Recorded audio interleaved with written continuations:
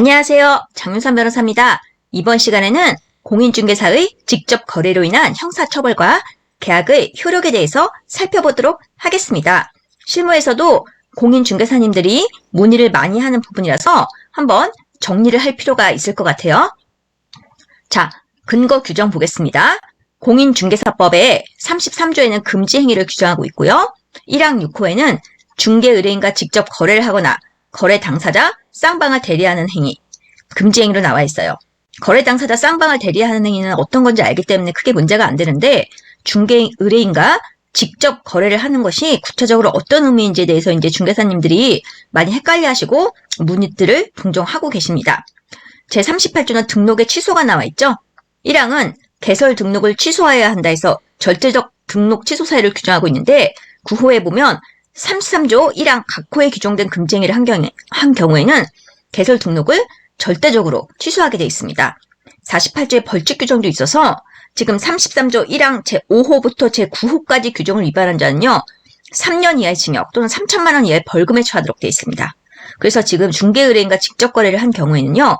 금지 행위에 해당하고요. 절대적 등록 취소 사유고 3년 이하의 징역 또는 3천만 원 이하의 벌금에 처하는 등의 형사처벌도 받게 됩니다. 자, 대법원 판례 한번 살펴보겠습니다. 사실관계는요. 서울 강동구에서 부동산 사무실을 운영하던 공인중개사 A는 2019년 10월 전세보증금 3억 9천만 원에 나온 아파트 전세계약을 체결하면서 남편 이름을 임차인란에 기재하고 남편 명의로 전세계약서를 작성해서 중개 의뢰인과 직접 거래한 혐의로 기소가 되었습니다.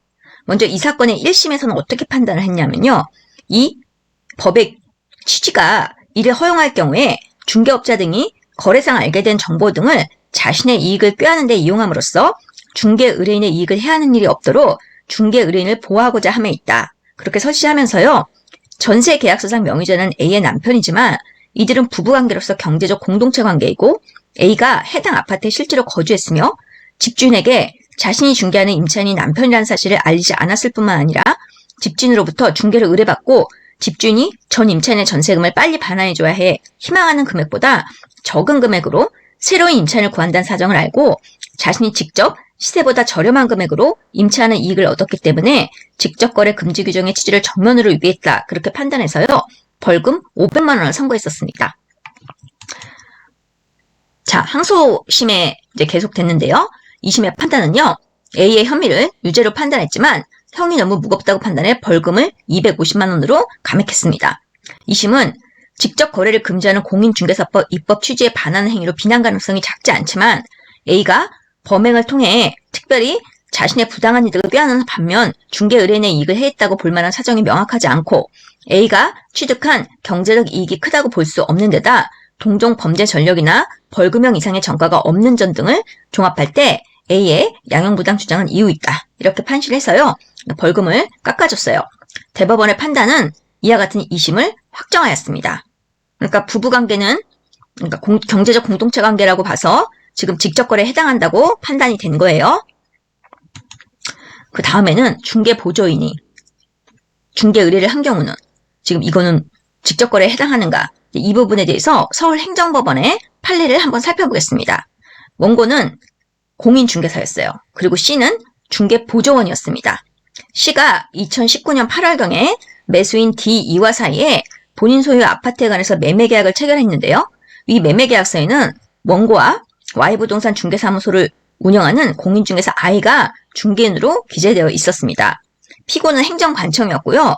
이제 행정관청에서는 원고가 지금 중개의뢰인과 직접 거래 금지 의무를 위반했다. 이런 사유로 원고에 대해서 업무정지 3월 처분을 했습니다. 이 당시에는 이제 옛날이기 때문에 업무정지 사유였던 거예요. 지금은 절대적 등록 취소 사유죠. 법원에서는 어떻게 판단을 했냐면 자, 원고는 피고에게 제출한 위 사실 확인 진술서와 추가 사유 및 수망자료 제출을 통해 C로부터 이 사건 아파트의 매도 중개 의뢰를 받아 매수인의 중개인과 함께 이 사건 아파트의 매매를 중개하였다. 이렇게 진술했고요. 공인중개사 I, 그러니까 상대방 측 중개사님이죠. 위 실거래가 신고 정밀 조사와 관련해서 2019년 11월 피고에게 매수인 D2로부터 매수 요청을 받아 2019년 8월에 이 사건 아파트를 확인하는 계약을 체결하였고 이 사건 아파트는 X부동산에서 보여주었다라는 내용의 부동산 거래 신고 소명서를 제출한 사실이 인정된다. 그래서 위 인정사실 및 변론 전체의 취지에 의하여 인정된 다음과 같은 사정들을 종합하면 원고가 법 위반해서 중개의뢰인과 직접 거래를 하였다고 할 수 없다. 그래서 위 처분은 취소되어야 한다. 이제 이렇게 판단을 했어요. 그러면 어떤 근거에 의해서인지 한번 법원의 판단 보겠습니다. 자, 이 사건 아파트의 매수인들인 D2는 공인중개사 I에게 중개를 했어요. 원고나 그 중개보조원인 C는 위 매수인들로부터 이 사건 아파트의 매수에 관한 중개 의뢰를 받은 적이 없었습니다. 따라서 위 매수인들은 원고의 중개 의뢰에 해당하지 아니하므로 원고가 C로부터 중개 의뢰를 받아 공인중개사 I와 함께 이 사건 아파트의 매매를 공동으로 중개하였다는 사정만으로 거래상 알게 된 정보 등을 자신의 이익을 꾀하는 데 이용하여 중개 의뢰인의 이익을 해할 우려가 있는 경우에 해당한다고 보기 어렵다. 그리고 이 사건 아파트의 매도인은 원고가 아니라 원고의 중개보조원인 C이다. 그러니까 법상 중개보조원의 업무상 행위는 그를 고용한 개업 공인중개사의 행위로 본다. 이런 규정은 있지만 C의 이 사건 아파트 매매가 중개보조원의 업무상 행위에 해당한다고 할 수 없는 이상 위 규정에 의하더라도 원고가 이 사건 아파트의 매매 당사자로서 위 매수인들과 직접 거래하였다고 볼 수 없다. 이렇게 판단을 하였습니다. 자, 그 다음에 이 계약의 효력에 대한 판례 보겠습니다. 먼저 이제 대전지방법원에서 있었던 사건인데요. 피고는 공인중개사였어요. 그리고 자기 소유의 토지와 건물이 있었습니다. 원고는 공인중개사인 피고에게 전원주택의 매매를 의뢰했는데 피고가 원고에게 전원주택 대신 피고 소유의 부동산을 소개하여 매매 계약에 이르게 되었고 원고는 2013년 4월에 피고와 사이에 원고가 피고로부터 이 사건 각 부동산을 매수하기로 는 내용의 매매 계약을 체결하였습니다. 원고는 2013년 4월 2일 피고에게 계약금 6,500만 원 중 5천만 원을 지급하였습니다.